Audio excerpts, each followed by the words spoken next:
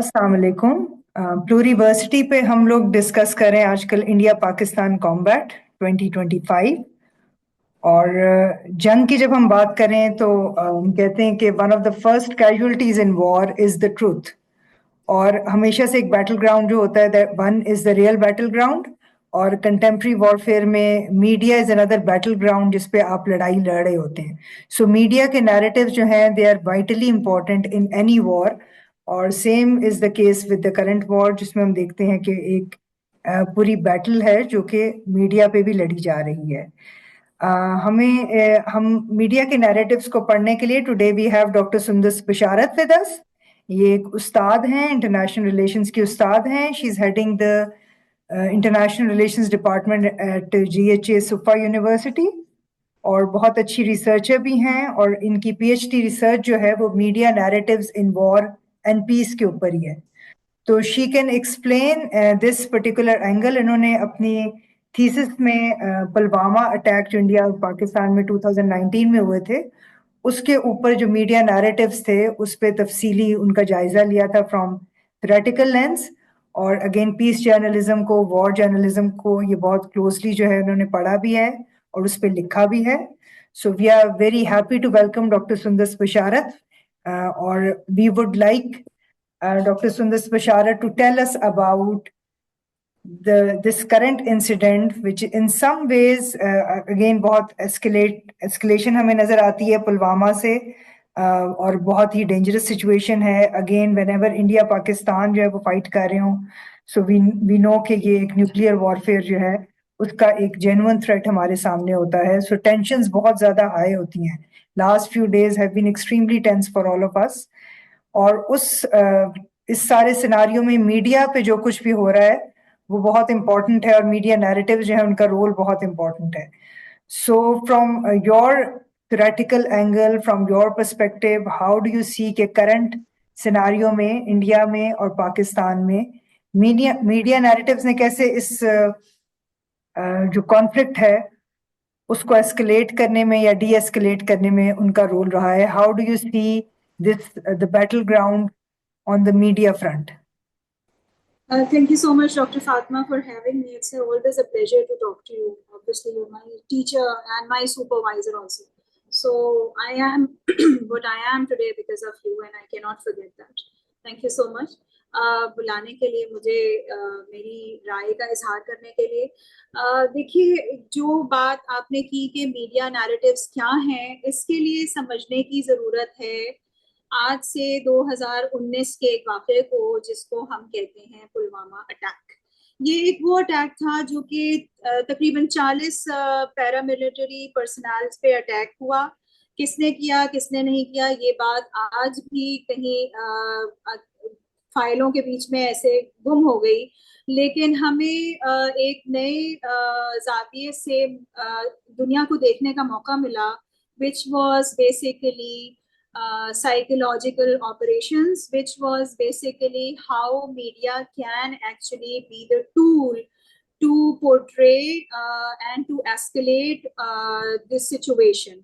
इसके साथ ही हमें ये भी देखने को मिला कि रिपब्लिक भारत में हमारे एक इंडिया के, बल्कि हमारे नहीं बल्कि एक इंडिया के जर्नलिस्ट अर्नब गोस्वामी की एक 500 पेजेस की डॉक्यूमेंट लीक हुई और जिसमें उन्होंने पार्थू दास गुप्ता से इस चीज का इंकशाफ किया कि ये इंडिया की ही तरफ से अटैक्स हुए, जिसको बारहा डिनाई भी किया गया और आज तक ये बात एक मुअम्मा बन के ही हमारे सामने आई। आगे से आगे बात बढ़ती चली गई और इस बात को इंडिया ने कभी भी तस्लीम नहीं किया कि ये अटैक किसने किए, कहाँ से हुए, कोई इन्वेस्टिगेशन आपको सामने नजर नहीं आती। लेकिन पे दर पे एपिसोड्स बढ़ती चली गई और बालाकोट में दूसरी स्ट्राइक नजर आई जब कहा यह गया कि 300 बच्चे मदरसे के जहां पे टेररिस्ट बनने की, जिहादिस्ट बनने की तालीम हासिल कर रहे थे, उनको हमने सफ़े हस्ती से मिटा दिया। जब पाकिस्तान का नैरेटिव देखा गया तो पता ये चला कि चंद दरख्त और कुछ कव्वे ही थे जो डैमेज हुए और इसके अलावा कोई भी ऐसी चीज हमें नजर नहीं आती। जिसके बाद हमें ऑपरेशन स्विफ्ट रिटॉर्ट भी नजर आया जो कि एक डॉग फाइट थी between Pakistan air force and Indian air force. और 71 की जंग के बाद हमें पहली दफा एक ऐसी चीज देखने को मिली जो कि सबके लिए बहुत एस्टॉनिशिंग और सरप्राइजिंग सा एक फैक्ट था। इस सारी एपिसोड में मीडिया का रोल ऐसा था कि this was a blame game going on. अच्छा, अब ये भी समझने की बात है कि इंडिया तीन किस्म की एजेंडास पे काम करता है जब कभी उसको इलेक्शंस जीतने होते हैं। और ये मेरी अपनी ऑब्जर्वेशन है with my study on this parameter that it has three criteria to deal with when it wants to win any kind of election. So the first thing it deals with is basically cow, which is Hindu Muslim nationalist divide. Second is Kashmir and the third one is Pakistan. जब एक criteria काम नहीं करता तो वो दूसरे criteria पे आ जाता है। और यही क्राइटेरियाज हमें Pulwama attack, Balakot strike, operation swift retort की तरफ से दिखाई दिए। मैं पाकिस्तानी होने की हैसियत से नहीं, लेकिन एक रिसर्चर होने की हैसियत से इमरान खान को इस बारे में बारहा मुबारकबाद दे चुकी हूँ कि जिस तरह विंग कमांडर अभिनंदन को वापस लौटाया गया और जिस तरह का इंटरनेशनल प्रेशर था, उसके बाद ये भी सुनने में आया कि पाकिस्तान की टांगें कांप रही थी और मीडिया ने बारहा इस चीज को दिखाने की कोशिश की, खासतौर पे इंडियन मीडिया का। ये बातें बताना इसलिए जरूरी है कि इसी पैरहन के अंदर, इसी कॉन्टेक्स्ट के अंदर आपको एक नई डेवलपमेंट नजर आई, which is the Pahalgam attack. ये क्यों हुआ? सबसे पहले इसलिए कि आपको ये नजर आता है कि मोदी सरकार एक दफा फिर इलेक्शंस की तरफ गामजन है और बिहार के इलेक्शन इस वक्त बहुत डिसाइसिव पोजीशन ले सकते हैं बीजेपी की स्ट्रेंथ को जगाने के लिए। और ये अटैक फिर से कराए गए या करवाए गए या किसने करवाए, ये मुअम्मा तो आज भी वहीं का वहीं दबा रहा। जो वाटर बॉम्ब है वो आज का आज वैसे ही टिक कर रहा है, लेकिन असल मुअम्मा तो कहीं दब ही गया। बट आपको यहाँ ये नजर आया कि किस तरह मीडिया ने एक पोटेंशियल रोल इख्तियार किया, जिसको यूं कहा जाए कि रियल वर्ल्ड में it became the tool of war and it became the tool of war mongering. आपको दोनों तरफ से, चाहे वो इंडिया था चाहे वो पाकिस्तान था, आपको दोनों तरफ से बारहा नजर आया कि वॉर जर्नलिज्म बे इंतहा उरूज पे गई। और अगर हम बात करें ऑपरेशन सिंदूर की, तो नाम ही कुछ ऐसा रखा गया इस ऑपरेशन का जो कि इंतहाई डेमोनाइजेशन का आंसर दे रहा है। बिकॉज अगेन सिंदूर हम जानते हैं कि हिंदुत्व के साथ अटैच एक फिनोमेना है, हिंदुइज्म का। और वो चाहते ही ये है कि किसी तरह एथनिक क्लेंजिंग करें और मुसलमानों को कश्मीर और पाकिस्तान को सफ़े हस्ती से मिटा दें। सो पहली बात तो ये नजर आई। दूसरी चीज जो हमें बार बार नजर आई कि पाकिस्तान ने इस बात को डिनाई किया कि हमारा किसी किस्म का टेररिज्म से कोई ताल्लुक नहीं, प्लीज इसकी इन्वेस्टिगेशन करवाई जाए। लेकिन इंडिया ने इस बात से इनकार किया। अब इसमें बात हमें ये भी नजर आती है कि वॉर जर्नलिज्म हमें बहुत ज्यादा दिखाई दी। गैल्टन कहते हैं, जो कि मेरा एक पर्सपेक्टिव भी है और मैंने इस पे बहुत ज्यादा रिसर्च भी की, कि वॉर में होता ये है कि वायलेंस ओरिएंटेशन बहुत ज्यादा हो जाती है। अब वायलेंस ओरिएंटेशन क्या है? वायलेंस ओरिएंटेशन ये है कि कॉन्फ्लिक्ट को आप एज एन अरीना देखते हैं of zero sum game. Two parties, they are fighting for one object and they have reactive journalism going on कि एक लूजर है और दूसरा विनर है। और दूसरी बात ये कि ऐसी ऐसी चीजें सामने नजर आई हमें डीह्यूमनाइजेशन की, जिसमें मुझे कहना तो नहीं चाहिए, लेकिन पाकिस्तान के झंडों को, सऊदी अरेबिया के झंडों को रोंदा गया और उनकी तज़हीक की गई। लेकिन इसकी तरफ से, भारतीय गवर्नमेंट की तरफ से या भारतीय मीडिया की तरफ से किसी किस्म की मुजाहिमत आपको दिखाई नहीं देती। जबकि ऑन द कॉन्ट्ररी, आप अगर पाकिस्तान में आते हैं तो ऐसे जर्नलिस्ट भी थे, ऐसे सोशल मीडिया इन्फ्लुएंसर्स भी थे, जिन्होंने इंडिया का झंडा जब लोगों को दिखाया और कहा इसको आप क्या करेंगे, तो उन्होंने कहा ये परचम है और इसको हम इज्जत से देखेंगे क्योंकि ये किसी ना किसी मुल्क का परचम है, चाहे ये दुश्मन मुल्क का ही परचम क्यों ना हो। अच्छा, इसमें एक बात हमें ये भी बहुत नजर आई कि ऐसे ऐसे प्रोपेगेंडा दिखे जो कि गैल्टन के ही पॉइंट ऑफ व्यू से कि प्रोपेगेंडा ओरिएंटेड रिपोर्टिंग होती है, यानी इसमें होता ये है कि you expose untruths of others and you cover up your own self.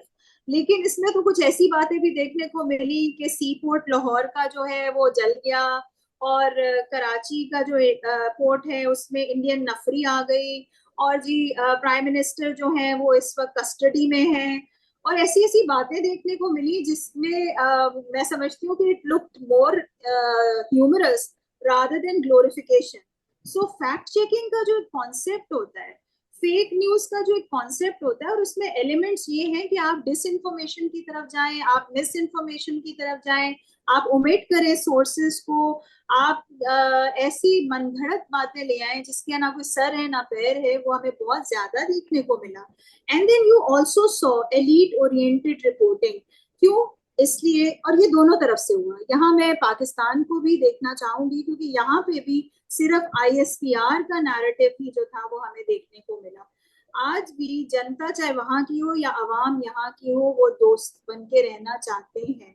और मैं समझती हूँ कि इस पूरे आंसर में, इस पूरे डायलेमा में जो अवाम थी वो यही कह रही थी कि मर कौन रहा है, सिविलियंस। सो इसलिए उनका नैरेटिव कहीं दूर चला गया, और आपको सिवाय एक्स और सोशल मीडिया के आपको उनका जो एक पॉइंट ऑफ व्यू है वो नहीं नजर आता। यहाँ से भी हीरोफिकेशन हो रही थी, यानी पाकिस्तान से भी, और उधर से भी हीरोफिकेशन ही हो रही थी। यानी अब अगर शिवानगी सिंह साहिबा को पकड़ा गया है तो उनको एज ए गाजी, या उनको देश की बेटी और सपुत्री होने का शर्फ हासिल कराया गया।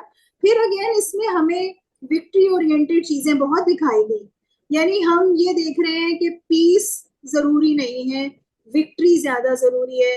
हमारे और उनके अनगिनत ड्रोन्स एक दूसरे के ऊपर आते गए, और हम उन ड्रोन्स को इस तरह नहीं देख रहे थे कि ये, देखिए समझने की बात यह है कि जंग जब होती है तो दो मुल्कों की गवर्नमेंट्स में नहीं मसले होते, असल मसला उसका ट्रिकल डाउन रिपल इफेक्ट उसकी आवाम के ऊपर आता है, और ये कहीं बीच में गुम ही हो गया। फिर आपको ये भी दिख रहा है कि ड्रोन अटैक्स की वीडियोस जो है वो इस कदर कैस्केड की, इस कदर प्रोपोगेट की गई कि उनका किसी किस्म का रिसोर्स का या सोर्स की वेरिफिकेशन जो थी वो नहीं की गई, and that is something very important. हालांकि होना ये चाहिए था, और ऐसा भी हुआ कि ध्रुव राठी जैसे लोग या करण थापर जैसे लोग जो कि पॉजिटिवली बात कर रहे थे उनको बैन कर दिया गया। 8,000 चैनल्स का एक टॉल आया इंडिया की तरफ से कि पाकिस्तानी न्यूज चैनल्स या पाकिस्तानी इन्फ्लुएंसर्स को हम किसी भी तरह से नहीं दिखाएंगे।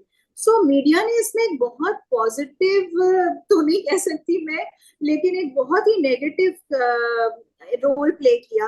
और मीडिया को जबकि बिल्कुल ऑन द कॉन्ट्ररी बहुत पॉजिटिव रोल प्ले करना चाहिए, बट अनफॉर्चुनेटली मैंने अपनी स्टडी से भी ये साबित किया।